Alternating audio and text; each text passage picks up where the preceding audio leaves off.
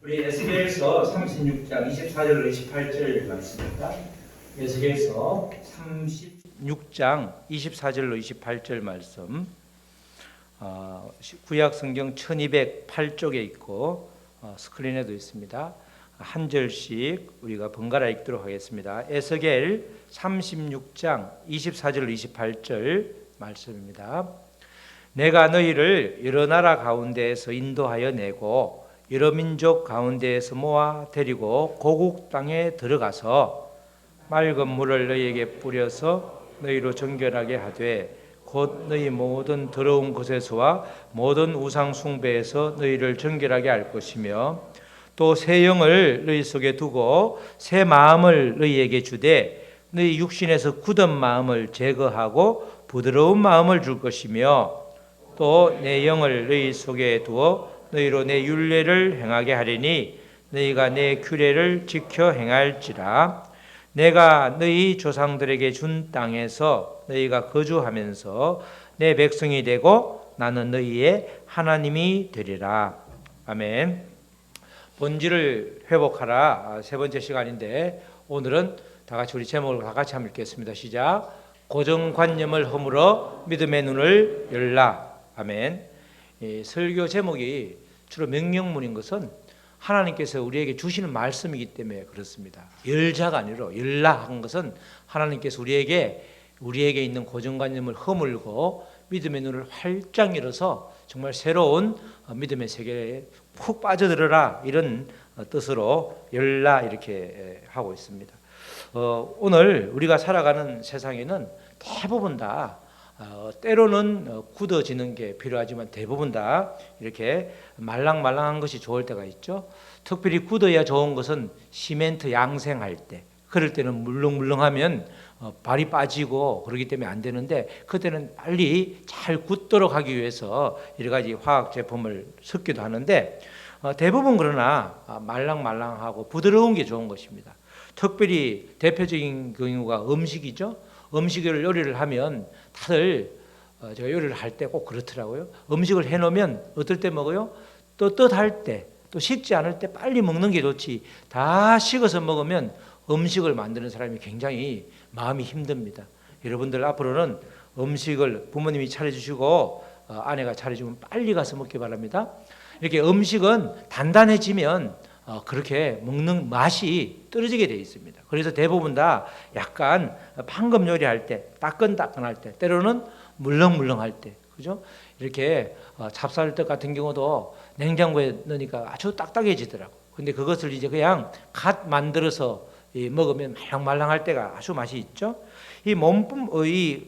음식뿐만 아니라 우리의 몸도 그렇죠.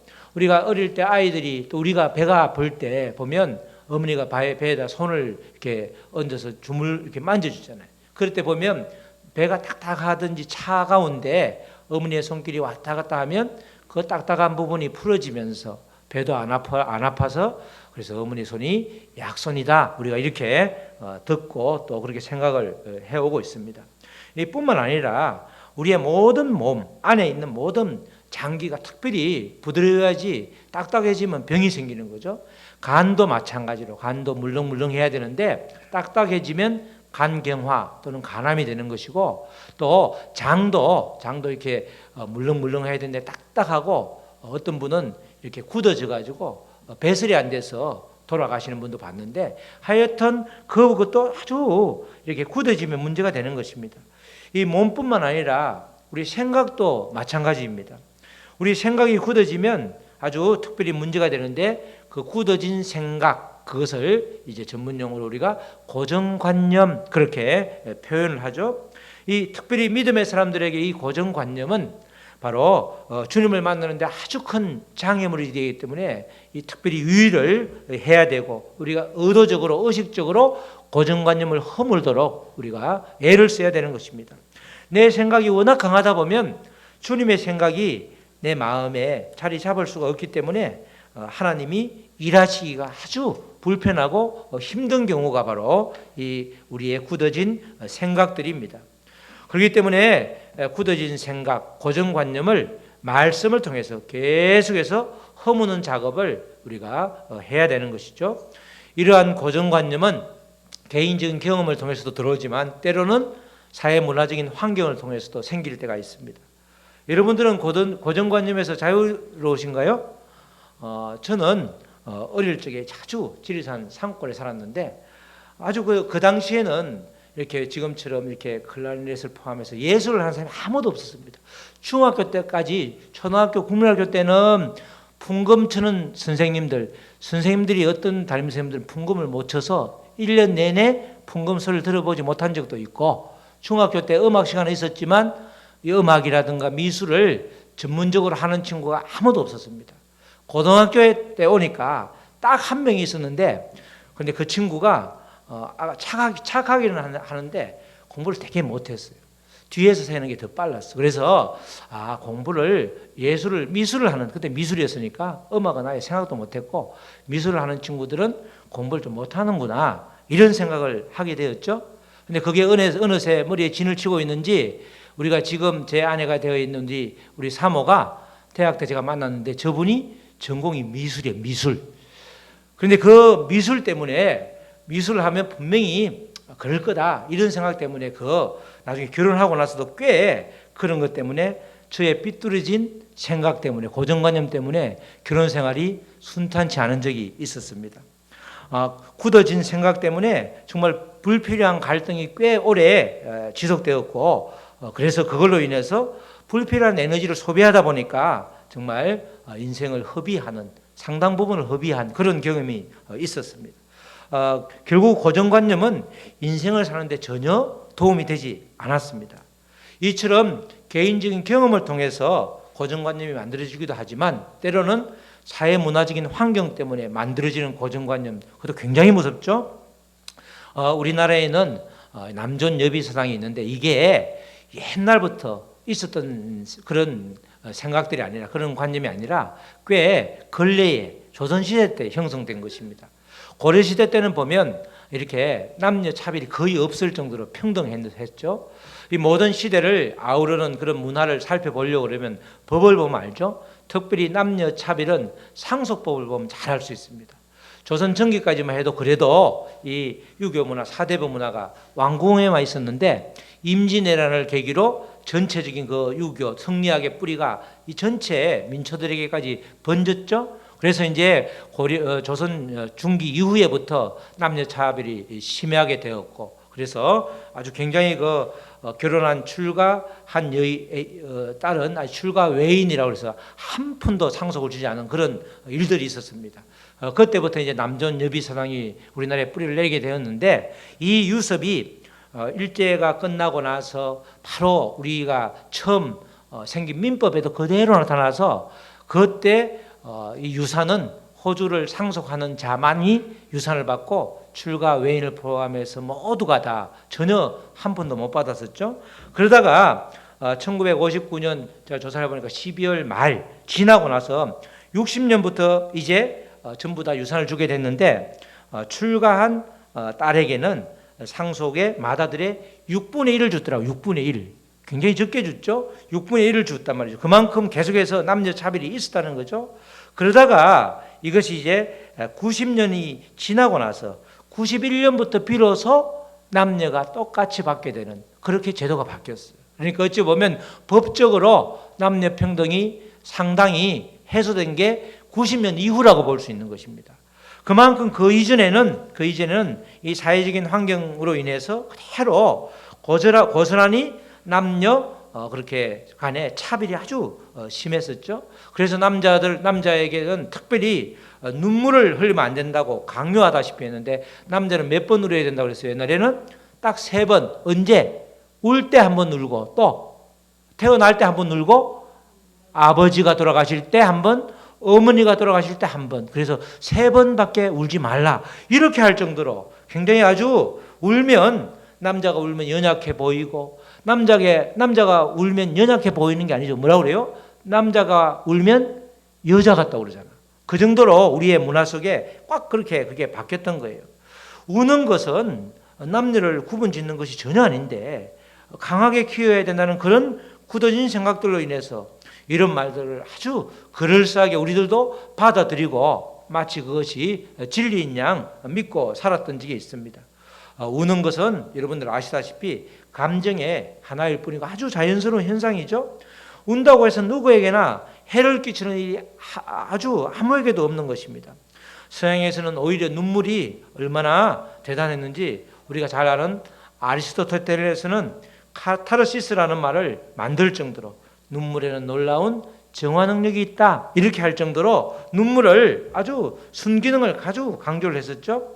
그러나 우리들은 이런 남녀 차별로 인하여서 남자는 울면 안 된다는 그런 고정관념들이 인간의 감정까지도 얽어매는 그런 아주 무서운 기능을 한 적이 바로 얼마 전까지 있었습니다. 다양한 모습의 고정관념에서 자유로워지는 것이 우리 모두에게 절대적으로 필요한 것입니다.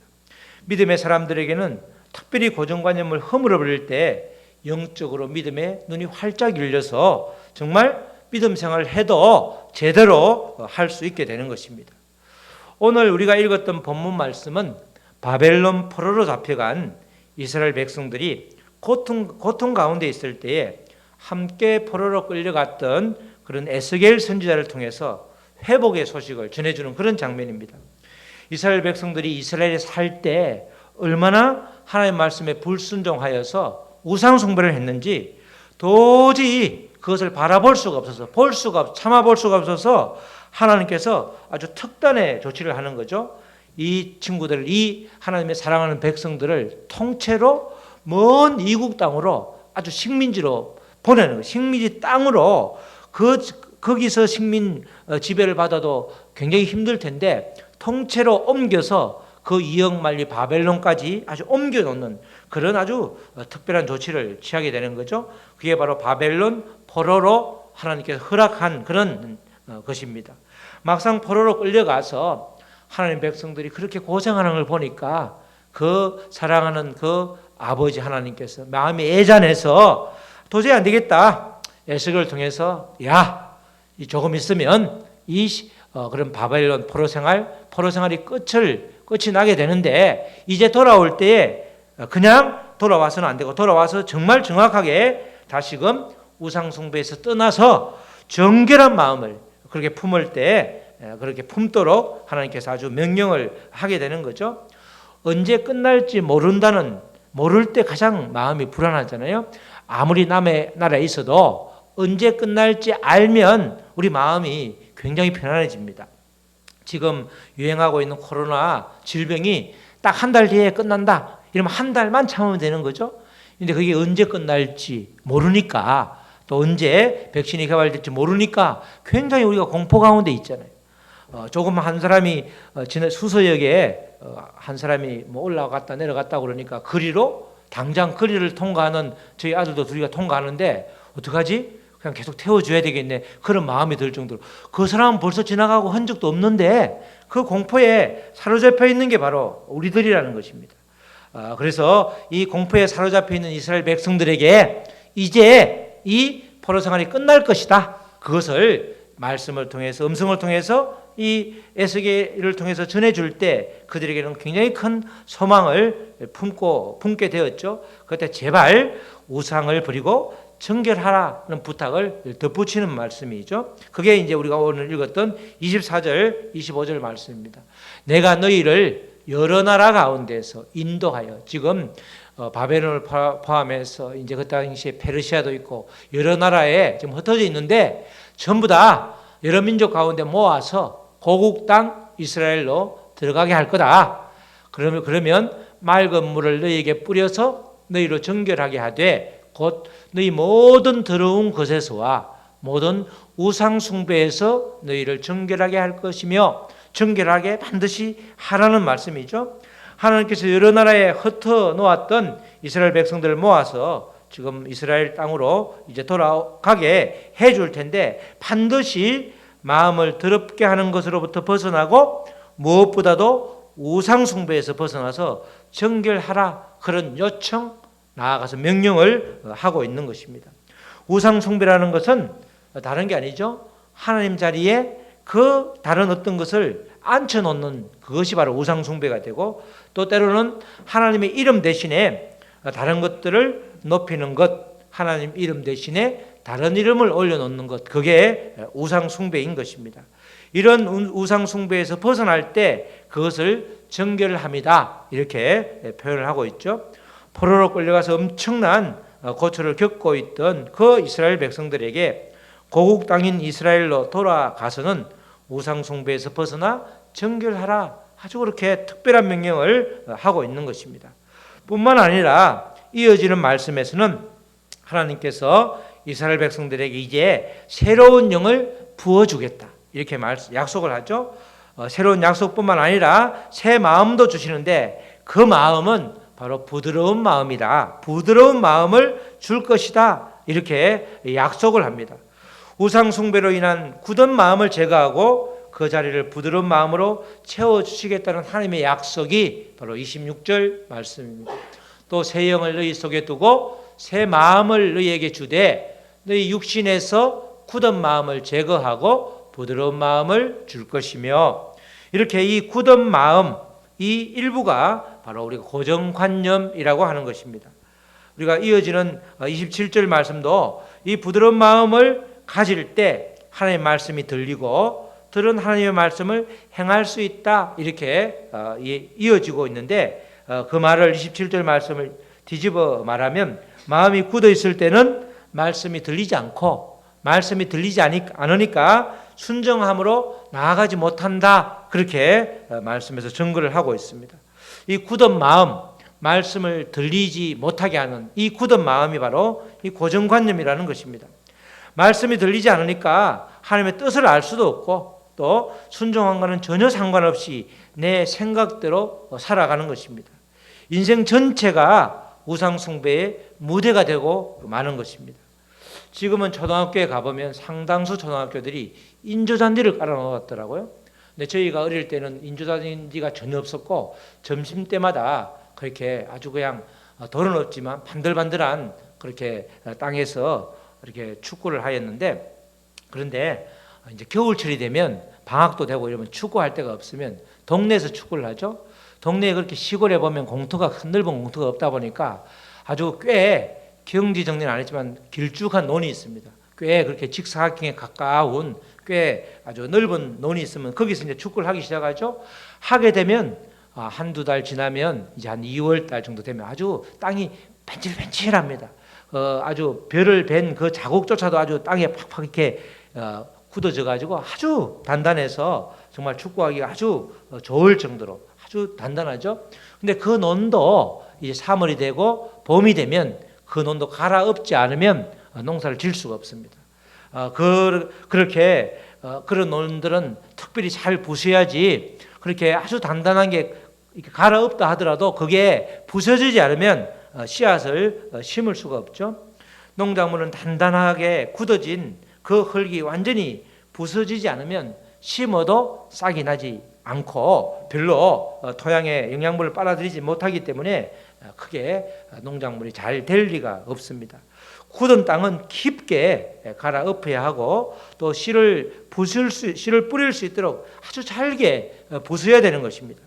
땅이 굳어져서 돌처럼 딱딱한 것, 이렇게 우리가 아주 논이 맨 처음에는 부드러웠지만 그렇게 축구를 하지 않은 논은 갈기도 쉽고 또 부수기도 쉬운데, 아주 축구한다고 반들반들한 그 단단한 논은, 아주 딱딱한 그 아주 땅은 바로 갈아엎지 않으면 우리의 고정관념의 모습이 바로 그런 모습인 것입니다.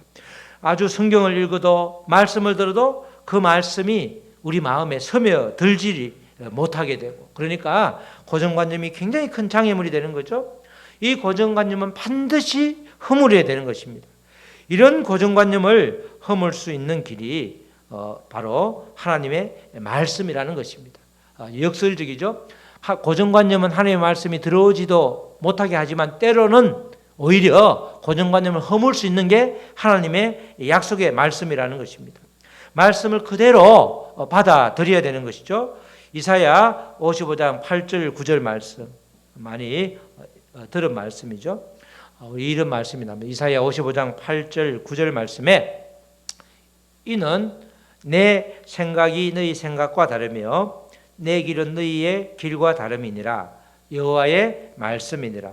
9절에 이는 하늘이 땅보다 높음 같이 내 길은 너희의 길보다 높으며 내 생각은 너희의 생각보다 높음이니라.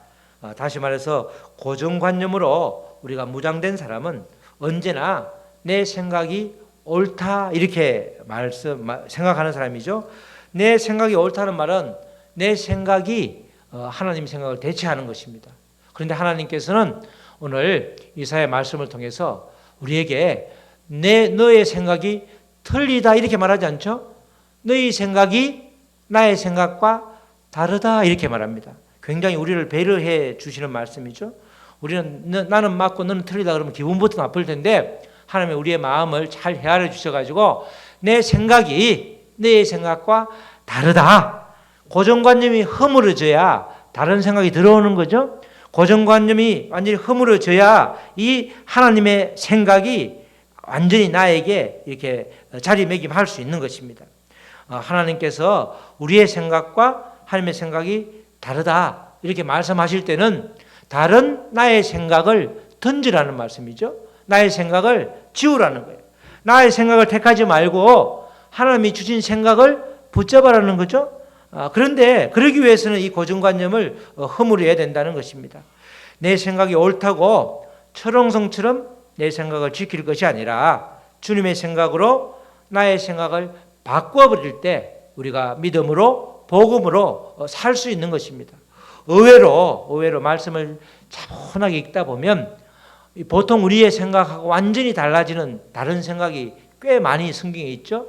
우리는 죄를 지을 수밖에 없는 존재다 이렇게 이야기하는데 하나님께서는 죄를 하나님을 믿고 자백하고 주님을 받아들이면 이제는 더 이상 죄를 지을 수 없는 존재가 된다 이렇게 말씀을 하는데도 불구하고 우리는 우리의 경험 때문에 우리의 굳어진 생각 때문에 나는 죄를 지을 수밖에 없어 이렇게 자꾸 말씀과 다른 이야기를 할 때가 많습니다.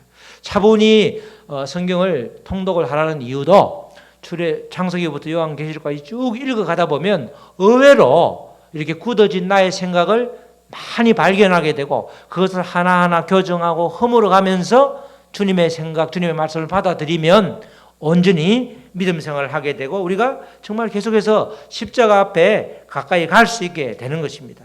그렇기 때문에 고정관념을 허무는 것, 그래서 믿음의 눈으로 우리가 주님을 바라보고 말씀을 받아들이는 것이 아주 믿음 생활에서는 필수적이고 필요하다는 것입니다.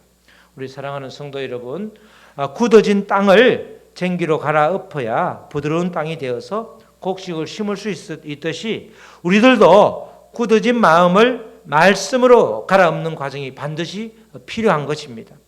말씀으로 고정관념을 허물 때에 믿음의 눈이 활짝 열려서 예전에 수없이 듣던 말씀도 새롭게 다가오게 되고 우리의 그 부드러워진 마음밭에 말씀이 심겨지게 되면 튼튼한 열매를 맺을 수 있는 것입니다. 이제 그럴 때 말씀이 더 잘 들려지게 되고 그 말씀대로 살아지면 우리가 믿음 생활을 잘하고 있는 것이고 하나님 앞에 가서도 전혀 부끄러움이 없는 그런 우리가 존재가 되는 것입니다. 주님의 자녀들은 주님의 음성을 들어야 하고 주님의 뜻대로 살아가야 되는 존재들입니다.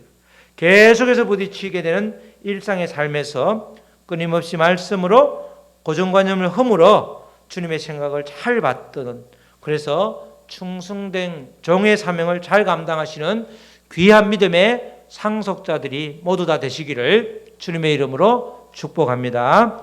아멘.